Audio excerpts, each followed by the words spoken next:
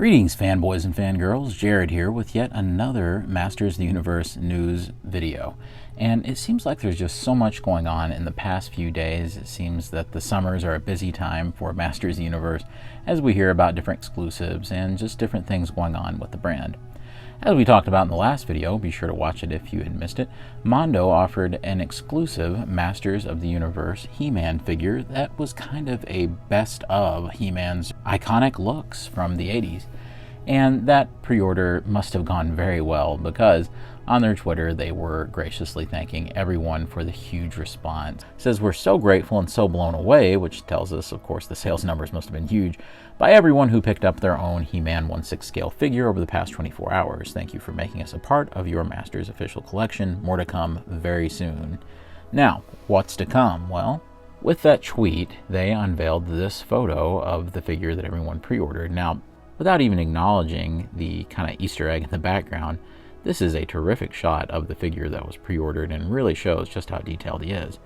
But as is obvious to any Masters fan, in the background we can indeed see the silhouette of She-Ra, Princess of Power. Now, it's hard to say exactly what the style is that they're using here, but I would say that it's probably in line with He-Man, being more of an update of the classic Filmation look, and I can't wait to see what they do. I'm also curious if they're going to give her the same treatment as they did He-Man, giving her multiple different kind of pieces to recreate different classic toy variants or things like that. Either way, it appears that Mondo has kind of moved on to a new era of their 6-scale figures where they're more like ultimate releases, at least if they keep doing it like this He-Man was done, where they include a toy head and then they have all these different alternative accessories. It kind of reminds me of those early Ultimate NECA figures, as well as the earlier releases from Super 7's Ultimate line. So they've simply adopted that model for the 6-scale figure format. Either way, I can't wait to see what they've done, and we'll of course see if this becomes a permanent financial leech for me and many other Masters of the Universe fans. So having that 24-hour open pre-order was just I think a big success, and hopefully all of you that were interested heard about it and got to make your order. I know I did, and I'm very excited about the results when we eventually get that figure. But now this Friday, we have a brand new figure coming from Mattel Creations. If you're like me, you kind of wince a little when you hear Mattel Creations because you never really know how things are going to go there. There's been a lot of good, but there's also been a lot of bad, in particular with their incredibly limited exclusives. Just a little while back, there was the Wundar figure. Of course, he's the classic character from the Filmation series, and very unfortunately, I was not able to get him. And this comes from the guy who has all those videos where I review every single Origins figure that's been released or whatever. Well, might not be able to put that on my next one because I missed it. I was at work, like I know a lot of people were. I was busy, and I just forgot about it. And by the time I looked an hour later or so, he was gone. That's why this Friday, I certainly hope that I don't forget about this, and this is one of the reasons I'm making this video, to hopefully remind you. We have the Wun-Dar figure from Origins. You can see here on the side that he is very much the way that we kind of remember that classic look for Wundar, who was sort of a mysterious mail-away figure. Of course, about a year back, Scott Knightlick, who was the former brand manager for Masters of the Universe Classics, seemed to have unearthed some truth about the origin, for lack of a better word, of this mail-away figure. For years, folks thought that it was a promotion with Wonder Bread, and thus the name Wun-Dar. Of course, the first time this name was utilized was in Masters of the Universe Classics, where Scott Knightlick and the people working on the brand did indeed dub him Wun-Dar in honor of the Wonder Bread connection, which turned out to maybe be no connection at all. Either way, for better or worse, that's certainly the nomenclature used these days to describe the figure. I remember before this, everybody just called him Savage He-Man. I'm actually quite excited about this figure, and I have some high hopes for it. I'm always a big sucker for any kind of He-Man variant, but let's go ahead and read the official story that they went with for this guy. According to the bio, it says, "An ancient hero returns. 100 years before Prince Adam was born, Wun-Dar saved the goddess of Eternia and became one of the first defenders of Castle Grayskull. This character was a rare promotional figure released in the 80s. We're bringing him back as the newest figure in our Motu Origins line.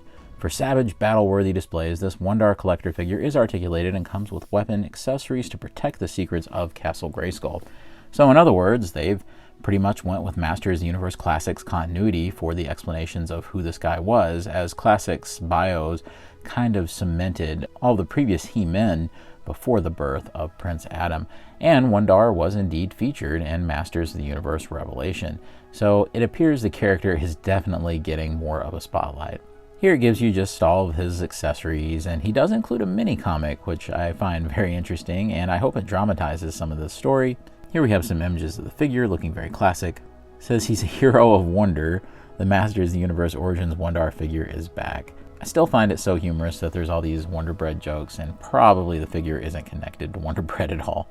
It says, from the depths of Masters of the Universe lore comes Wun-Dar, the savage He-Man. I really do appreciate that at least there they call him Savage He-Man. 100 years before Prince Adam was born, this hero saved the goddess of Eternia and became one of the first defenders of Castle Grayskull.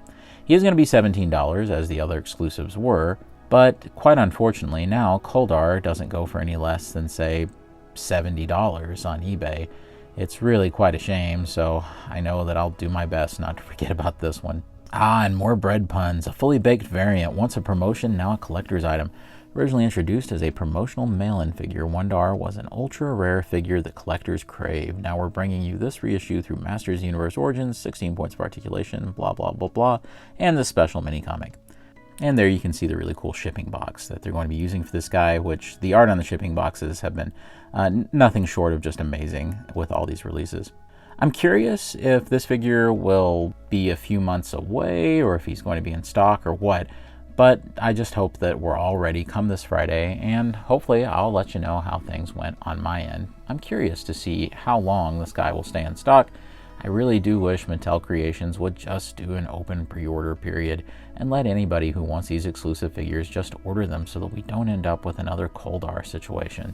And before we wrap up today's video, it's worth noting that PowerCon, the He-Man convention, which will be happening in Columbus, Ohio this year in the first week of August, will of course be featuring a lot of He-Man stuff and information and enthusiasts, and it does appear as if Pixel Dan and Robo from the Foosh and Dan from Toy Galaxy will all be there at the show.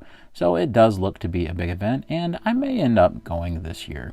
It might be fun to do some coverage for the channel at the event. However, I think that we can all acknowledge that it doesn't appear to be featuring any sort of PowerCon exclusives this year. Color me quite shocked, because after the big sales success of last year's show, I thought for sure Mattel wouldn't miss the opportunity to do another PowerCon exclusive. I have no idea if it's because it's on the East Coast for some reason or another this year, as it's always been in California as far as I know before. Perhaps Mattel's late shipments of the exclusives soured relations between PowerCon and the company, because I'm not even sure Mattel has even announced that they will have a presence at PowerCon or not.